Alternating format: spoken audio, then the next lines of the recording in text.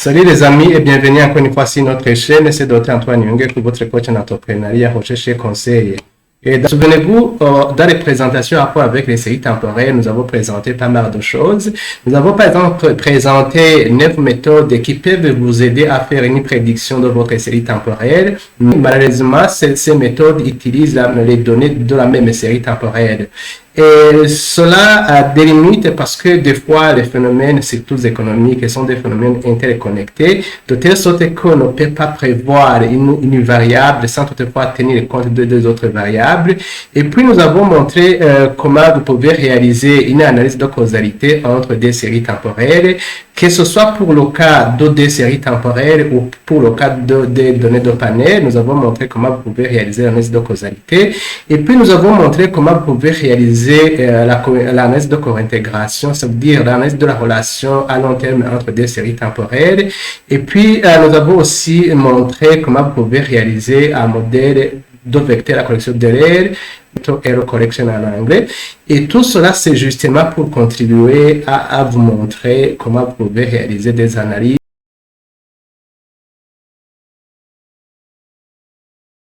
ou faire des prédictions avec l'analyse des données passées de votre organisation.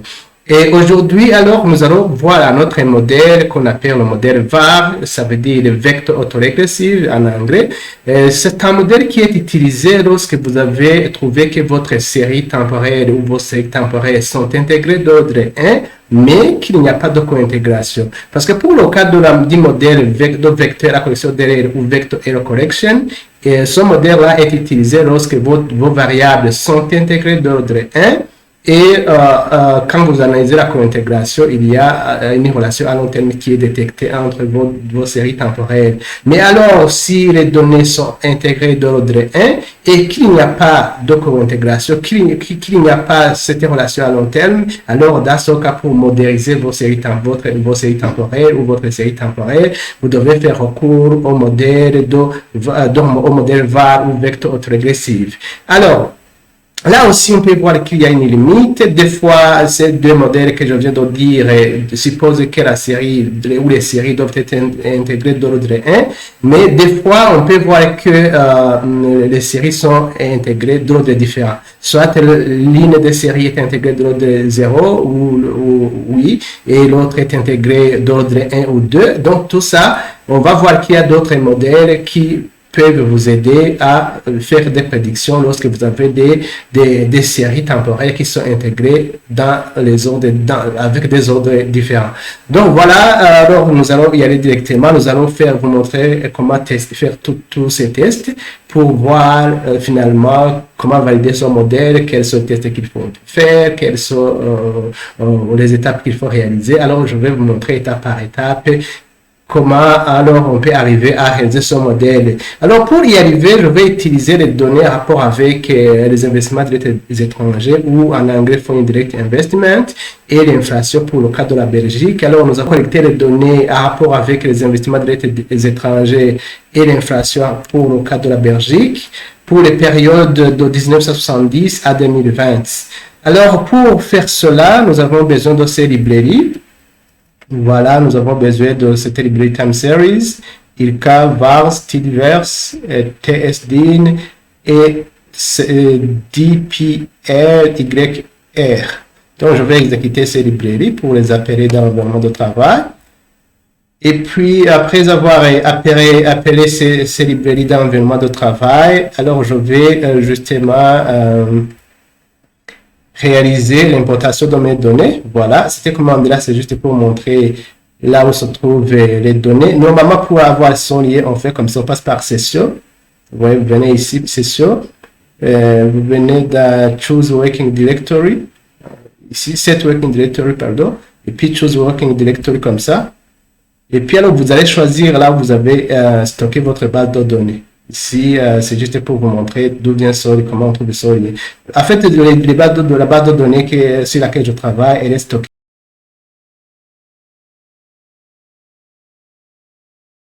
dans la série temporelle ici. Donc, quand je fais Open, normalement, c'est ce lien, voilà, c'est ce lien-là, c'est comme ça alors que vous allez avoir ce lien. Vous voyez que ce lien est le même que celui-ci. Donc, c'est comme ça que vous avez ça. Parce que des fois, j'amène son lien, mais vous ne savez peut-être pas comment alors arriver à avoir son lien. Donc, c'est juste là où j'ai stocké ma base de données. Et puis, alors, je vais procéder à l'importation. Ça, c'est la commande pour importer mes bases de données. Vous voyez qu'ici, c'est le nom que j'ai donné à la base de données. Et puis, c'est le nom que j'ai donné à ma base de données. Évidemment, on doit ajouter ça. Ça, c'est le header pour importer les titres. Et puis, ça, c'est pour montrer que les données sont séparées par des points-virgules. Et ça, c'est pour montrer que les nombres décimaux sont séparés par une virgule. Alors, ça c'est le nom que j'ai donné, c'est un nom au hasard que vous pouvez donner n'importe quel nom. Alors, je vais exécuter cette commande pour importer ma base de données dans l'environnement de travail. Et puis, cette commande-là que vous voyez, c'est juste pour visualiser les premiers éléments. Donc, les 6 premiers éléments. Si je veux, par exemple, 15 éléments, je vais mettre ici. Par exemple, si je veux 10, je vais mettre 10 ici. Mais sinon, par défaut, on affiche 6 éléments. Donc voilà, je vais agrandir. Voilà, vous voyez que j'ai dit 10 éléments. Ça, c'est l'inflation de la Belgique. Ça, c'est le FDI, c'est Foreign Direct Investment. Il est exprimé en pourcentage du PIB. Il est exprimé en pourcentage du PIB. Donc voilà, je continue. Maintenant, la commande que vous voyez ici, c'est juste pour sélectionner, pour séparer en fait, pour avoir une série temporelle, l'inflation à part et le FDI ou investissement direct étranger à part pour que je puisse les transformer en série temporelle. Je vais exécuter ces commandes. Ça, c'est pour juste la sélection. Et puis, voilà, j'ai terminé la sélection. Je vais encore une fois alors transformer ces séries en séries temporelles pour que le logiciel puisse reconnaître ça comme étant une série temporelle. Ici, vous voyez que je montre que c'est l'inflation. Plutôt, oui, l'inflation. Je montre que je commence par 1970 et je termine par 2020. La fréquence, comme c'est annuel, si je mets 1. C'est la même chose ici, le FDI, Foreign Direct Investment. La période de début, c'est 1970 et puis la période de fin, c'est 2020 et la fréquence, c'est 1 puisque ce sont des données annuels. Voilà, je vais exécuter ça. Ça, c'est pour transformer en série temporelle. Alors, je continue avec je viens de terminer la transformation. Ici, c'est juste pour faire la combinaison de ces deux séries, donc les mettre ensemble. Donc, voilà. Et puis, après avoir combiné ça, je vais faire la visualisation avec la fonction plot TIS. Je vais faire la visualisation de cette série pour voir comment graphiquement les séries se présentent. Donc, voilà, ça, c'est la visualisation de ces deux séries temporelles. Regardez comment ça va se présenter au niveau de la visualisation. Voilà comment ça se présente. Ça, c'est le FDI. C'est justement les investissements directs étrangers sont exprimés en pourcentage du PIB. Donc, voilà comment ça se présente. Voilà. Après ça, je vais tester l'autocorrélation dans mes données pour voir si les données de l'année T sont autocorrélées aux données de l'année T-1. Donc, c'est la fonction ACF, autocorrelation.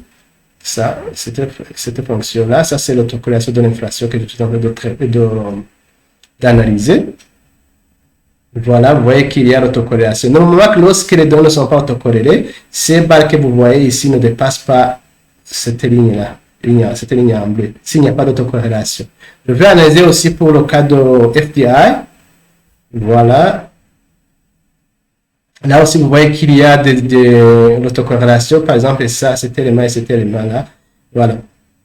Autre chose que je dois faire, c'est le test de stationnarité. Parce que pour utiliser ces modèles, les données ne doivent pas être stationnaires. Si normalement toutes les données sont stationnaires ou toutes les séries sont stationnaires, ça veut dire qu'on peut utiliser la régression pure et simple, la régression linéaire. Donc voilà, je vais tester ça pour voir si les données sont stationnaires ou pas. Donc vous voyez que l'hypothèse donnée, c'est qu'il y a une racine unitaire. Vous voyez que l'hypothèse donnée n'a pas été rejetée. Mais alors, je dois faire la différenciation pour trouver l'ordre d'intégration. Ici, je vais voir si la série, si jamais je fais la différenciation, je vais voir si la série devient stationnaire ou pas. Et comme ça, alors, je peux trouver l'ordre d'intégration. Alors, je vais exécuter ça. Vous voyez que quand je fais la différenciation, vous voyez que la pi va être inférieure à 5%, donc la série est intégrée de l'ordre 1. Et puis, je vais vérifier aussi pour le cas de FDI, ou Foreign Direct Investment en anglais, mais c'est justement les investissements directs étrangers. Donc, vous voyez que la pi va vraiment supérieure, Vous voyez que la p-value est supérieure à 5%. Alors, cela veut dire qu'il y a une racine unitaire et je vais faire la différenciation pour voir si réellement la série différenciée serait stationnaire. Donc, dans ce cas, vous voyez que la p-value ici est inférieure à 5%. Donc, quand je fais la première différenciation, donc la série stationnaire, ça veut dire que la série est intégrée d'ordre 1. Voilà.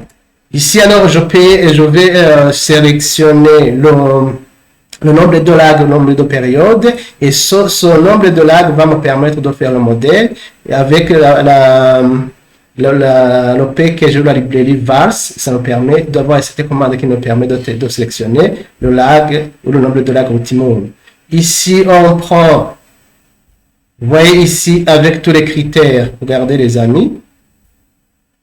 Normalement, le lag qui a l'AIC le plus petit, c'est celui-là qu'on va considérer. Et quand vous regardez 5.1, vous voyez qu'il est inférieur à 5.3, 5.4, 5 ici, vous voyez qu'il y a, nous avons 5.7.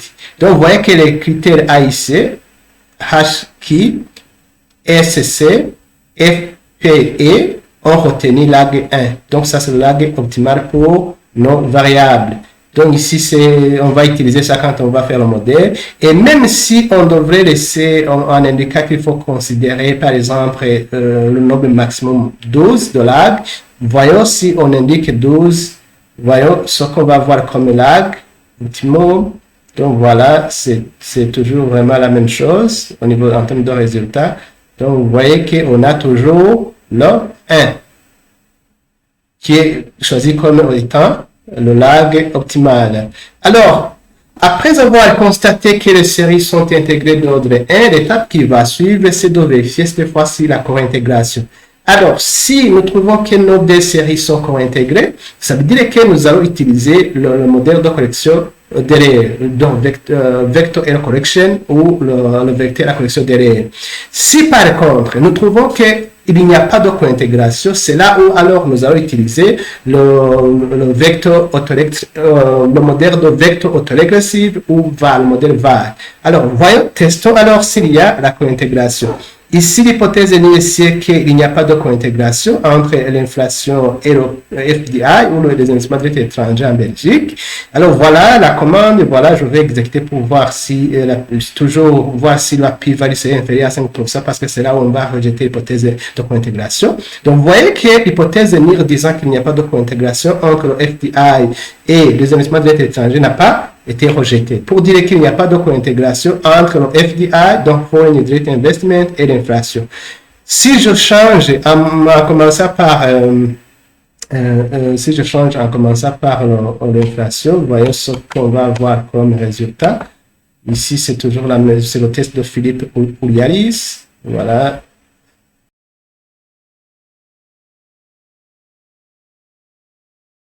Vous voyez que nous avons 0.15. Donc, pour dire qu'en réalité, il n'y a pas de relation à long terme entre l'inflation et le FDI ou les investissements directs étrangers. Donc, voilà une autre méthode que vous pouvez utiliser pour justement tester l'existence de co-intégration ou pas. C'est cette méthode-là. Vous voyez, ça c'est la base de données que j'ai combinée et voilà toute la commande. En fait, tout ça, j'ai fait ça quand j'ai présenté comment on fait une analyse de co-intégration. Donc, ce sont des commandes que j'ai déjà utilisées. Et puis ici, je vais exécuter cette commande et je vais vous montrer la partie qui est intéressante pour interpréter la co-intégration. Donc voilà, c'est ça que je vais vous montrer. Donc vous voyez, ce que vous regardez pour analyser la co-intégration, vous regardez cette partie. Ici. Ici. Si cette valeur que vous voyez ici, la statistique qui a été calculée, est supérieure à la valeur du C de signification de 5%, dans ce cas, vous allez dire qu'il y a la co-intégration. Mais si par contre la valeur est inférieure, si la valeur est inférieure à la valeur de significativité de C de 5%, ça veut dire qu'il n'y a pas de co-intégration. Alors pour notre cas, vous voyez que 13 est inférieur à 19, donc il n'y a pas de co-intégration. Donc c'est la même conclusion avec le test de Philippe Oulialis. Donc voilà, dans ce cas, comme il n'y a pas de co-intégration, directement nous allons réaliser le modèle VAR, vecteur autorégressif. Donc voilà, et je vais continuer. Voilà la commande, ça c'est notre base de données. Voilà le lag, quand j'ai parlé de lag, ça c'est le type C constat. saison égale nil, exogène égale nil aussi. Alors, je vais réaliser le modèle en même temps et faire le summary du modèle. Voilà. Voilà le modèle. Je vais effacer ici pour que ce soit bien lisible. Ça, c'est le modèle VAR que je suis en train de réaliser, puisque j'ai vu qu'il n'y a pas de co-intégration. Donc, regardez les résultats. Il y a beaucoup de résultats qui ont été affichés avec les équations. Donc, voilà, ça commence par ici.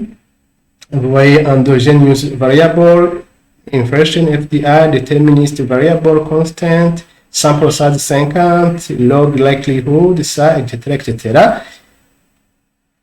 Nous allons, et voilà la première équation qui a été estimée, estimation result for equation of inflation. Donc, vous voyez l'équation de l'inflation. On a donc, je dis que normalement, ces modèles essaient de modéliser une série temporelle en utilisant les valeurs passées, justement, de la même valeur et de la valeur d'autres séries qu'on a intégrées comme, disons, séries indépendantes. Donc, ici, vous voyez que le lag 1, quand nous sommes en train de modéliser l'inflation, vous voyez que le lag numéro 1, le lag 1 est significatif. Les données de la période N-1 ou T-1, vous voyez que ces données-là sont significatives, donc sont utiles pour prédire l'inflation. Mais pour le cas de FDI, le lag numéro 1, vous voyez que déjà ce lag-là n'est pas significatif, et au niveau de la constance aussi, vous voyez que ce n'est pas significatif. Alors, si nous allons poursuivre l'équation, estimation result for equation FDI, vous voyez que l'équation c'est inflation lag 1 plus FDI lag 1 plus constant. Donc, vous voyez que inflation ou l'inflation, donc, au seuil de significativité de 5%, vous voyez qu'il n'est pas significatif. Mais si nous prenons le seuil de significativité de 10%, vous voyez que l'inflation est significative. Dans ce cas, le coefficient est statistiquement significatif. Et vous voyez qu'il est négatif. En période d'inflation, vous voyez que ça va réduire.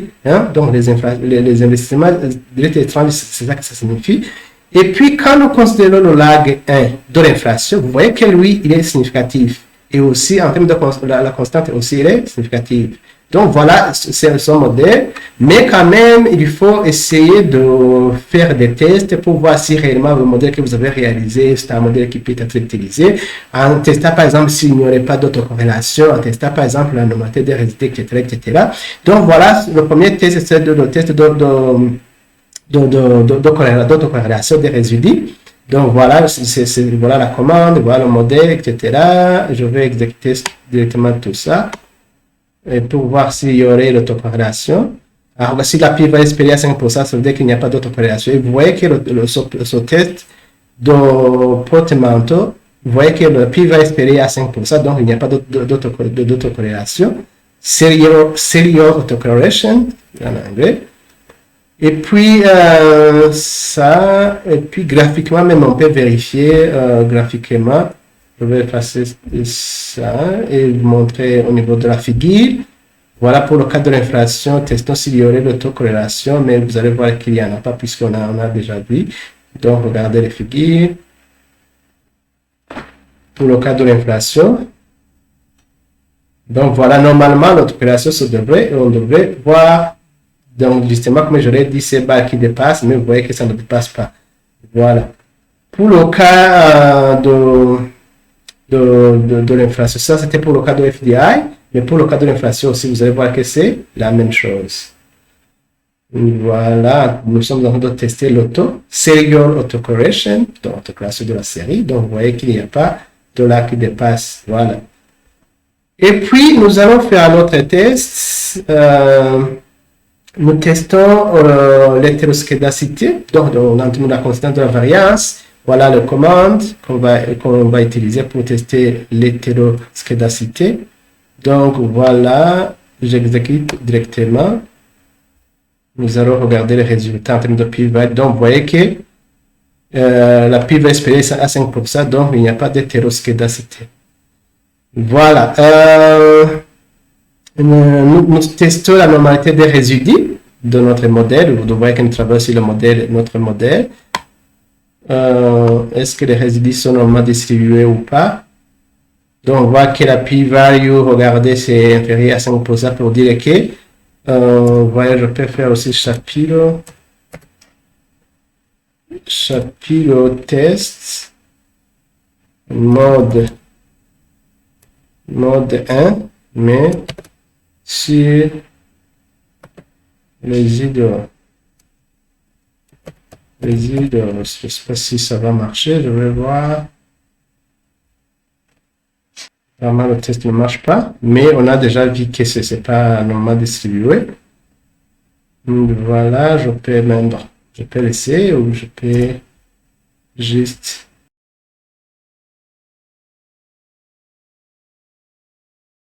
Ça n'a pas marché. Le test n'a pas marché. Donc voilà, les idées ne sont pas normalement distribuées. On peut voir s'il y aurait ce qu'on appelle structure break.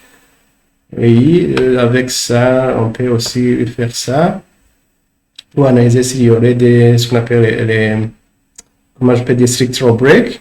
Donc, vous voyez qu'il n'y en a pas quand vous regardez sur les figures. Des chocs structurels, si je peux dire ainsi, des chocs structurels. Donc, voilà. Et puis, on peut tester cette fois-ci la causalité. On a testé en haut la co-intégration, mais aussi on peut tester la causalité. Donc, voilà la commande pour tester la causalité. L'hypothèse nulle, c'est qu'il n'y a pas de causalité. Regardez aussi de causalité allant de FDI vers l'inflation. Donc, vous voyez que l'hypothèse nulle n'a pas été rejetée. Voyons s'il y aurait une causalité venant de l'inflation vers FDI. Là aussi, on peut tester comme ça. Donc voilà, là aussi, vous voyez que la PIB n'a pas été rejetée, donc il n'y a pas de causalité entre l'inflation et les investissements directs étrangers en Belgique. Ici, on peut voir en termes de réaction ce qu'on appelle les response impulse. S'il y a un choc au niveau de l'inflation, comment FDI va réagir? Voilà, ces commandes-là, je vais exécuter ça et vous allez voir sur la figure comment les figures vont se présenter. S'il y a un choc au niveau de l'inflation, donc voilà comment FDI va diminuer, il va essayer de diminuer un peu. Voilà. Et puis voyons s'il y a un choc au niveau de FDI, comment va réagir l'inflation. Donc c'est ça, ces commandes-là. Je vais exécuter tout ça. Donc choc au niveau de l'inflation. Plutôt de investissements directs étrangers, comment va réagir l'inflation. Donc, s'il y a un choc, il y a un choc au niveau de FDI. Si FDI augmente, comme ça, donc vous voyez que l'inflation va réagir en diminuant. Et ça, c'est normal quand il y a la production, une forte production. Donc, en termes d'inflation, vous voyez que l'inflation, justement, va essayer de diminuer. Donc, voilà comment ça réagit. Et puis, on peut procéder à la prédiction, justement, avec notre modèle, parce que la finalité de ces modèles, je vous ai dit, c'est de faire les prédictions. Donc, ici, je peux prédire avec notre modèle, mais ici, quand je mets 10, c'est pour dire 10 périodes, 10 ans. Je peux mettre 2, je peux mettre 3, comme vu. Ça, c'est la période de prédiction que vous souhaitez. Et je vais alors utiliser mon modèle pour faire la prédiction et voyons comment vont se présenter les FDI et comment vont se présenter l'inflation voilà l'inflation sur les 10 prochaines années, parce que j'ai considéré 10 périodes. Vous voyez, par exemple, c'était en 2021, il faut voir 2021 comment ça se comporte.